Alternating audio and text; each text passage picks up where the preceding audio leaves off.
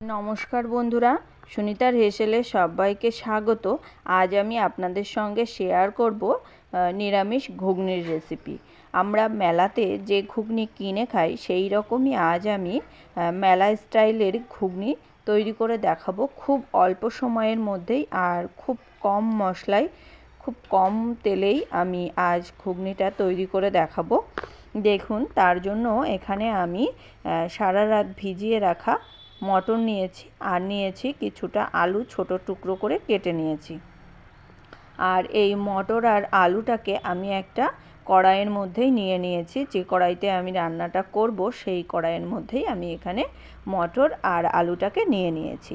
এবার আমাদের এই মটর আর আলুটাই কিছু মশলা মেখে নিতে হবে। তার জন্য এখানে আমি দিয়ে দিয়েছি স্বাদ মতো লবণ আর পরিমাণ মতো হলুদ গুঁড়ো, আর দিয়েছি 1 চামচ লঙ্কার গুঁড়ো, 1 চামচ আদা বাটা, আর দেব কয়েকটা কাঁচা লঙ্কা, আর দিয়ে দেব সামান্য একটু গরম মশলা। আমি এখানে গোটা গরম মশলাই ব্যবহার করেছি, আপনারা চাইলে গুঁড়ো গরম মশলাও ব্যবহার করতে পারেন। আর দিয়েছি একটা বড় সাইজের টমেটো, ছোট টুকরো করে নিয়েছি। আর এখানে আমি 2 চামচ সর্ষের তেল দিয়েছি। এবার এই সমস্ত মশলাটা আমি এই মটর আর আলুর সঙ্গে খুব ভালো করে কষিয়ে নেব। আর এখানে কিন্তু আমি আর এক্সট্রা করে কোনো তেল আর মশলা অ্যাড করব না। এখানে এই 2 চামচ সর্ষের তেলেই আজ আমি পুরো ঘুগনিটাই তৈরি করে দেখাবো। এইভাবে একবার ঘুগনি বাড়িতে তৈরি করে দেখবেন, অসম্ভব সুন্দর হয় খেতে, আর খুব অল্প তেল মশলাতেই খুব অল্প সময়ের মধ্যেই তৈরি করে নেওয়া যায়। এবার এইভাবেই আমি সমস্ত মটর আর আলুটাকে খুব ভালো করে আমি কষিয়ে নেব। এই কড়াইতেই দেখুন, মটরটা আমার খুব ভালো করে কিন্তু কষিয়ে নেওয়া হয়ে গেছে। এবার আমি এখানে দিয়ে দেব 1 চামচ চানা মশলা।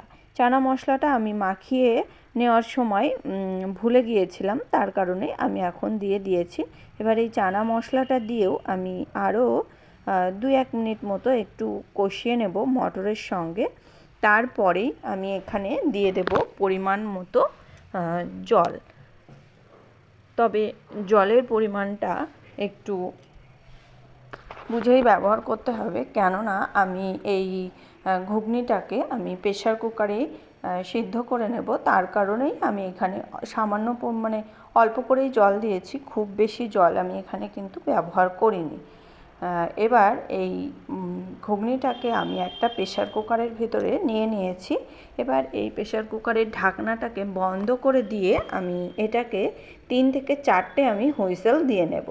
এদিকে আমি একটা গুঁড়ো মশলা তৈরি করে নেব। তার জন্য এখানে আমি 1/2 চামচ গোটা জিরে আর 1/2 চামচ 5 ফোড়ন আর সামান্য একটু গরম মশলাকে আমি কড়াইতে ড্রাই রোস্ট করে নিয়ে আমি এটা গুঁড়ো করে নিয়েছি। এবার এই ঘুগনিটা দেখুন আমাদের কিন্তু খুব ভালো করে সেদ্ধ হয়ে গেছে। এবার এই মটরটাকে আমি একটা কড়াইয়ের মধ্যে ঢেলে নিয়েছি প্রেশার কুকার থেকে। এবার এর মধ্যে আমি দিয়ে দেব সামান্য একটু চিনি, আর দেব কিছুটা পরিমাণ ধনেপাতা কুচি, আর যে মশলাটা আমি তৈরি করে রেখেছিলাম সেই মশলাটা আমি এখানে 1 চামচ দিয়ে দিয়েছি। এবার এই সমস্ত কিছুকে খুব ভালো করে মিশিয়ে নিয়ে এটাকে আমি খুব ভালো করে একটু ফুটিয়ে নেব। এখানে বেশিক্ষণ লাগবে না, আর রান্নাটা আমাদের পুরোপুরি রেডি হয়ে গেছে।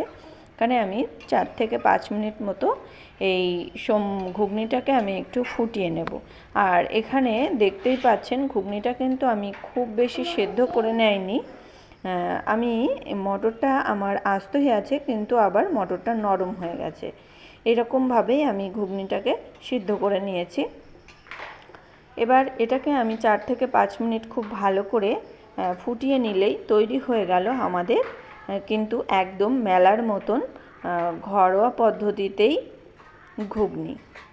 আর আমার এই ঘুগনির রেসিপিটি কেমন লাগলো অবশ্যই কিন্তু আপনারা কমেন্ট করে জানাতে ভুলবেন না। যদি ভালো লেগে থাকে তাহলে একটা লাইক দেবেন, আর সাবস্ক্রাইব করে পাশে থাকার অনুরোধ রইল। তাহলে আজকের মতো এই পর্যন্তই। আবার দেখা হবে নতুন কোনো রেসিপি নিয়ে। ভালো থাকবেন, সুস্থ থাকবেন। ধন্যবাদ।